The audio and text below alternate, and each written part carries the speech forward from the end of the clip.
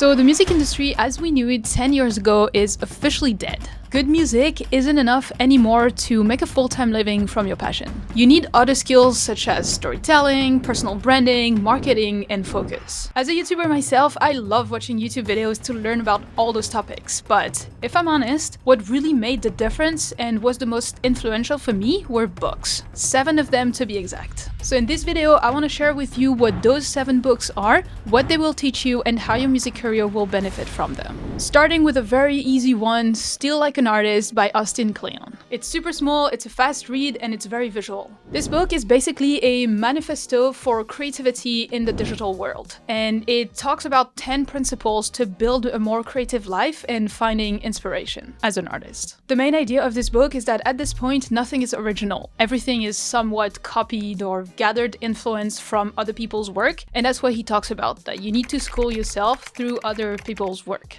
But you have to do that in an ethical way, and that's what he talks about in the book. Now the next one is probably one of my all-time favorites by Pat Flynn. It's Superfans. This book is basically about creating superfans in your audience, so as artists, this is exactly what we want to do. He describes a superfan as being a true fan that will buy anything you produce, so music, merch, products, services, concerts, whatever. He divided his book in 4 chapters that go through the pyramid of fandom, as he calls it. Along the book, he goes step by step to explain how to take a follower from a casual fan to a super fan. He describes a casual fan as being someone that randomly finds you on the internet, an active fan as someone being subscribed or followers that know who you are and what you have to offer, potentially being in your email list, but needs a little bit of convincing. Then he describes the connected audience as people that are having conversations with you and also in between each other in the community that you are growing. And finally, you get some of those connected audience to become superfans. So basically, each chapter is about exactly what to do at each level of the pyramid of fandom to get them to move on to the next level. What I enjoyed the most as well is that this book has a ton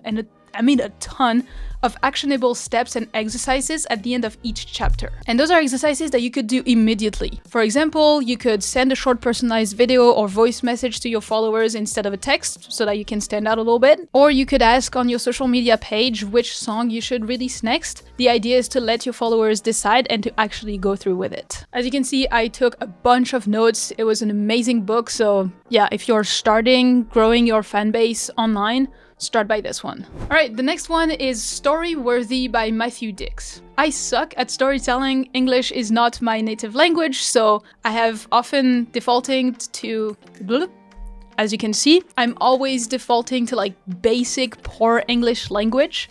So I needed the storytelling so that my videos could be better, because to grow a fan base online, you need to be able to tell stories. Storytelling equal attention equal building your community and fan base. And if you don't believe me, storytelling is everywhere. It's in Instagram Reels, it's in YouTube videos, it's in your songs as well, it's in your branding, it's in your Instagram stories, it's in your emails, it's everywhere. It's how you get people to listen to you and to retain their attention while you talk or sing or whatever. So in the book, he teaches you how to tell stories step by step. First, he starts by telling you how or where to get story ideas, aka what to talk about in your videos or songs. Then he teaches you how to start your story, or aka how to hook people. Then he talks about how to raise the stakes to keep your story compelling, or aka so they keep watching or listening to you. And then finally, he teaches you how to finish your stories with a transformation. For example, one of the key takeaways that I got from his book was to replace the word "and" by words like "but" or "therefore," "instead," "except," "because," "so," and so on and so on. It helped me write better scripts that my audience would watch for longer. Okay, next, The Compound Effect by Darren Hardy. If you know me and the channel, you probably heard me talk about this one before. This was the book that made me start the YouTube channel and this whole PLV music business, so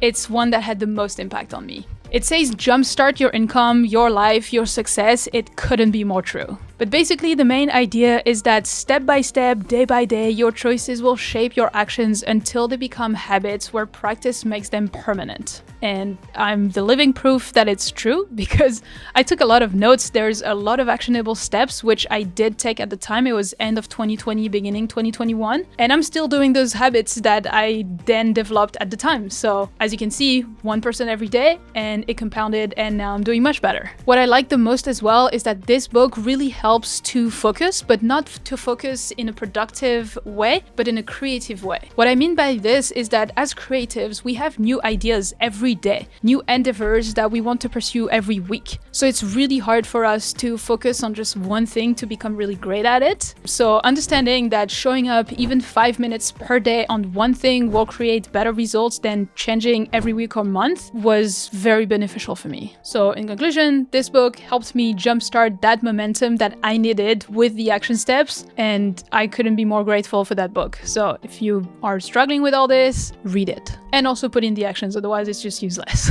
Alright, now books aren't the only way for you to learn. A good mix between YouTube videos and books are online courses. I've taken a lot myself. I love taking online course. I'm taking one at this moment right now, actually, since 2 weeks, which is why I love my Lender subscription, which gives me access to over 150 online courses on everything related to music production. You have music production, music business, instruments and gear, genres, music theory. It's pretty much Netflix for music producers. If you don't know Lender, it's an all-in-one platform for music producers where you can get samples for your songs, download more than 30 plus in-house and third-party plugins like the Originals piano from Spitfire, distribute your music, master it with their AI mastering assistants, and so much more. They currently are running a Black Friday promotion where you can get 50% off Lender Studios, so if you've been wanting it, now is the best time to grab it, and there will be a link in the description for you to do so, but let's go back to the video. Okay, so the fifth book that I wanted to talk about is Make Time. It was written by Jake Knapp,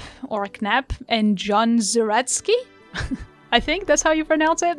But basically, those two are people that have a full-time job, aka they need great time management because they don't have much time. Plus, they both worked at YouTube and Google, Gmail exactly, to develop those algorithms that got us hooked on them. So they know what they're talking about. And that's why this book is great. So basically, it's a book about time management for busy people, but more specifically, they share 87 different time management tactics organized in 3 chapters to repeat every day. You have the highlight, the laser, the energize, and the reflect. The first one, the highlight, is about choosing your priority for the day. What will be the highlight of your day or your most important task? And for this, they give you some tactics. So for example, writing it down or blocking it in your calendar. Then the second is the laser chapter, which is about beating distractions. For example, they give you tactics such as setting a visible timer, batching emails at the end of the day, or clearing your home screen. Then the energy chapter is about to use your body to recharge the brain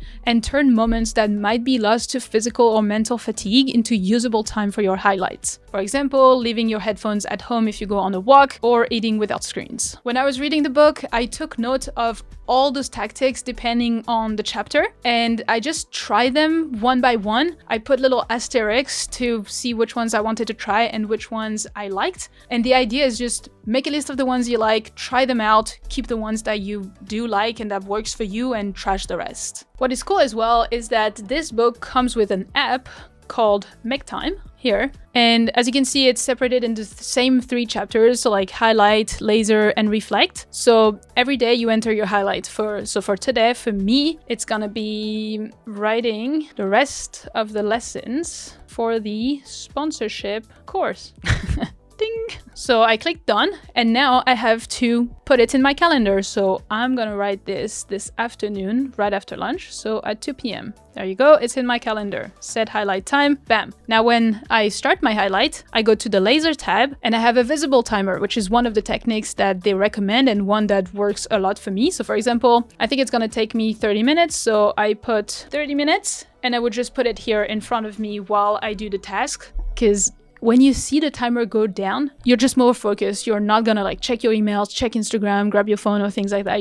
You stay focused, so it's really good. And then at the end of the day, you can reflect on the tab reflect on your highlight. So let's say I did it. I click that I did it, and it's gonna ask you a few questions. Did you make time for your highlight? Yes. Laser, how focused did you feel? Let's say you felt a 7 out of 10. Energize, how much energy did you have? Maybe a 5. Tactics tried today. You can make a list, like it was maybe setting the visible timer, could be something else, tactics to try again tomorrow, a moment I'm grateful for. Like you just reflect on this, and day after day, it's gonna allow you to understand what tactics work for you, how you can get more into this deep work of focus, and it's really, really helpful. So I was using that a lot when I was reading the book. Then my favorite takeaway from this book was the great technique to prioritize your tasks. It's called called the burner list, and it's basically the idea of seeing the burners that you have in your kitchen stove. So basically you have 3 burners. Your front burner on the top left corner is for your current top priority project, and there can only be one. Then on the right top corner, it's the back burner. It's your second most important project, and it only gets half the space of the first because it's not as important as the first one. And then on the bottom right corner, you have the kitchen sink, which is basically for everything else. So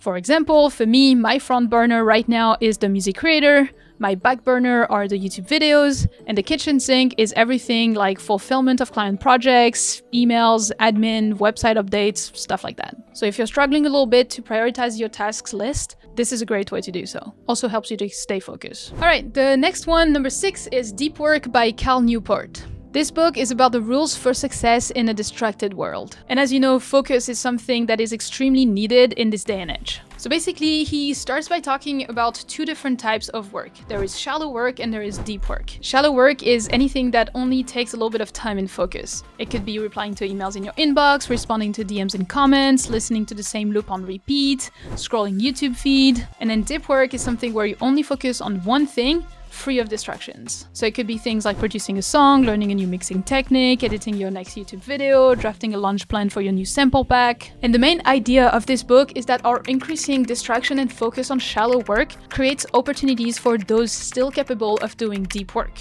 And to help you with that, he talks about 4 different strategies to do deep work, and he explains a step-by-step process to build your deep work routine. Now, if you think you don't need it, I dare you right now to look at how many hours you spend per day on your phone. Do it.